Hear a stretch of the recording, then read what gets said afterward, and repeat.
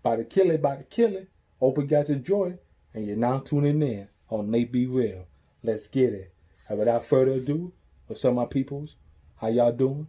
I hope everything is all right in the midst of this quarantine and coronavirus situation. So yeah, man, if y'all new to the channel, please subscribe for your boy. Please subscribe for your boy. Alright? Right down below. Don't forget to hit that red button before you hit the dough. And definitely, man, show support. Be appreciated. Definitely motivated. But if y'all did, thank y'all for 100,000, million, billion, zillion times. And you know we about to kill it. In the building. Let's get it. So yeah, man, this right here one of my special videos what I put up here, you know, now that then I do music, hip hop, you know what I'm saying, any classic where I put in, but you know, just to show different things that happen where I react to either TikTok or, you know, whatever worse things for developing, you know, you know what I'm saying, either nature, whatever, man, you know what I'm saying, we gotta do that, you know, react to different videos, different things out here. So yeah, man, just, you know, be like, you know. So right here, we're going to react to 8 strange new deep sea creatures. Oh, shit. Oh, shit. So if you ever swim in the water, be careful, man. You never know what's going to be beneath the water. So, yeah, man, we're going to check it out. And make sure I put the link down below, too, if you want to check out the original video. And, yeah, man, check it out. It's your boy. Let's get it.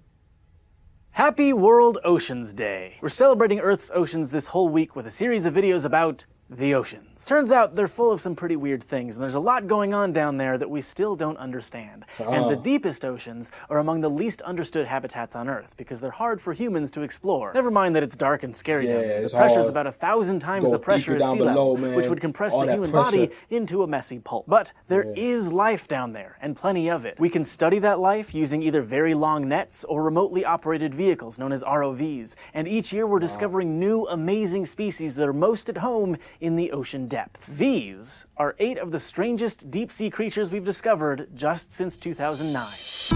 Wow. Oh, this is back to 2009. Okay, this is way back. Okay.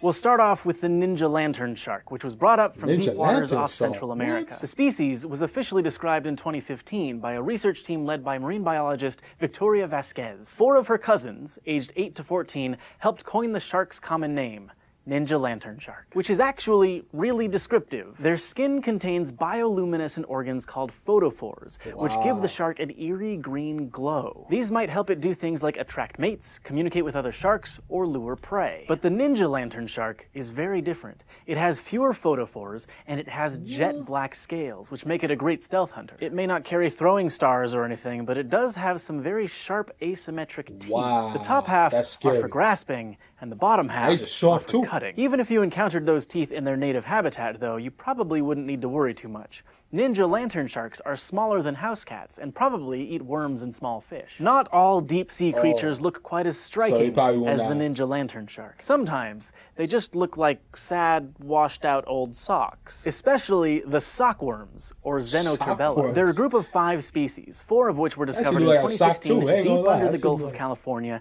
using ROVs from the Monterey Bay Aquarium Research Institute. And if you're thinking that their bodies look a little simple, you're right. They've got a mouth, but no eyes, brain, or anus. In fact, they're so weird that scientists have struggled to fit them onto the evolutionary tree of life. Early DNA analysis suggested they could be some kind of strange mollusk that maybe lost some of its organs, but the researchers were misled by contamination from some clam eggs the sockworms had eaten. The evidence from the new species has helped researchers figure out what's up with these sockworms, and these days, they're thought to be some of the simplest animals with bilateral symmetry, a clear left and right side. As for those new species, the furrows in one of the new sockworms reminded researchers of a certain pastry, so they named this species Xenoturbella churro. I'm not sure I'd want one of these guys dipped in chocolate sauce, though. Last year, the cold depths of the East Scotia Ridge near Antarctica revealed some of the habits of a species of crab with some very impressive body hair. First discovered in 2009, they're unofficially called Hoff crabs after David Hasselhoff and his famous chest rug, but those hairs aren't for keeping the crab warm. Instead,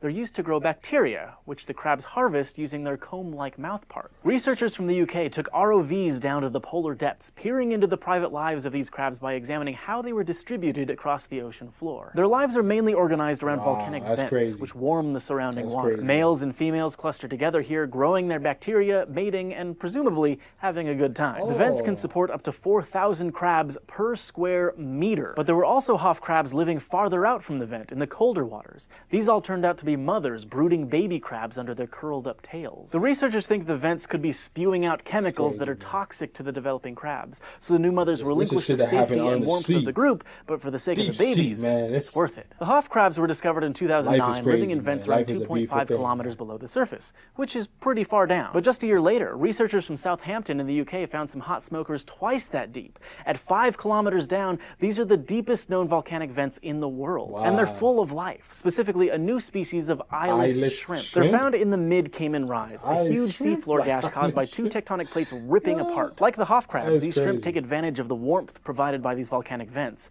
and there are huge swarms of them down there. The vents heat water to around 400 degrees Celsius. The only reason it doesn't boil is because of all the pressure. And just like we humans might enjoy the heat of a bonfire, but only from a safe distance, the shrimps also want to avoid the scalding danger zone. But they need help to avoid bumbling straight into it. Eyes, as we know them, aren't going to be much help because it's pitch black down there and the vents don't emit any visible light. The baby shrimp are born with eyes that can sense visible light since they live a little closer to the surface. But as they mature, they do away with eyes completely and develop an infrared heat-sensing organ on their backs to avoid becoming another shrimp on the Barbie. Any list of deep-sea creatures wouldn't be complete without an appearance from our favorite underwater horror, the anglerfish. There are more than 200 known species of anglerfish, and this one, well, it's not pretty. The story of this snaggletooth brute's discovery doesn't start happily. In 2010, offshore oil rig Deepwater Horizon exploded and sank, spilling 5 million barrels worth of oil into the Gulf of Mexico, an ecological disaster. Very little was known about what species lived in the area, especially deep underwater,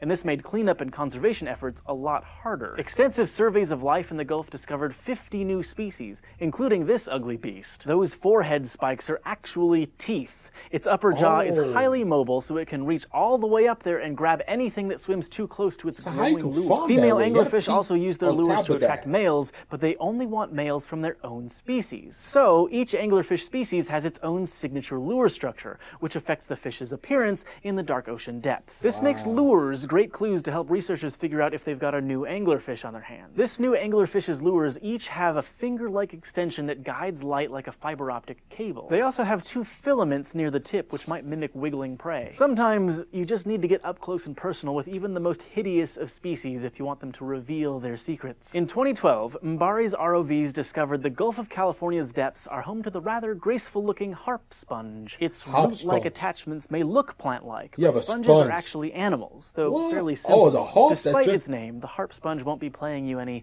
elegant tunes. It's up to something much more sinister. It spreads out in a fan shape with up to 6 veins extending from the rooted center to maximize the chances of making a catch. Each so-called string is coated in barbed hooks, which snare creatures that happen to pass by and decide the gently waving branches would be a nice place to hang out. The sponge then coats its seafood entree in a thin membrane and digests it whole. Most shallow water sponges are filter feeders that capture bacteria or debris and extract the nutrients, but the sparse ocean depths require different tactics. So until around 20 years ago, we didn't know that some sponges eat meat at all. Now that marine biologists have a better idea of what to expect, they've discovered dozens of new carnivorous sponges. And those nodules at the top?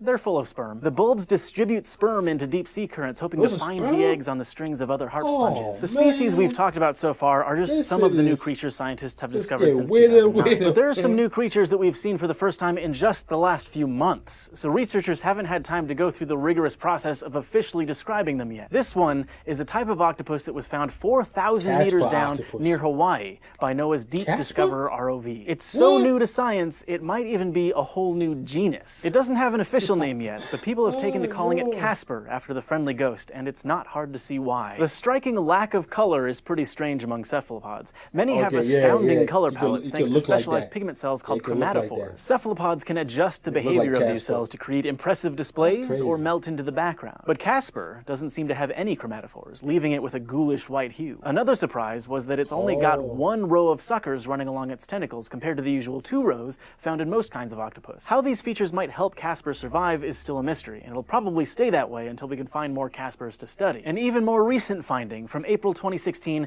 was this stunning jellyfish captured on film by NOAA's Okeanos Explorer team. The team was on a mission to explore the region surrounding the Marianas Trench, which contains the deepest waters on Earth. This mission has a bunch of objectives, like revealing the trench's geologic history in more detail, but it's also looking for life. Just in the first few days of the mission, which runs to July 10th, the team spotted some deep-sea gems, including this jellyfish, which seems to be completely new to science. It doesn't have a specific name yet, but the researchers' best guess is that it's a form of Hydromedusa and part of the Crissata genus. The red lines are called radial canals. They help link body parts together, including those yellow orbs, which are probably reproductive organs. We don't know how this jellyfish lives, but other Crissata species are ambush predators, so this one might be too. This could explain how it's behaving here, floating with sprawling tentacles, waiting for something to stumble by into a world of sting. With so much of the ocean still to explore and new deep-sea research missions happening across the world, this is an exciting time to be interested in life beneath the waves. Thanks to Victoria Vasquez, Kim Fulton Bennett, Jonathan Copley, and Theodore Peach for their help with this episode, and thanks to all of our patrons on Patreon who make this show possible. If you want to help us make That's crazy, man. That's crazy. Yeah, shout out to that, man. Shout out to the site show.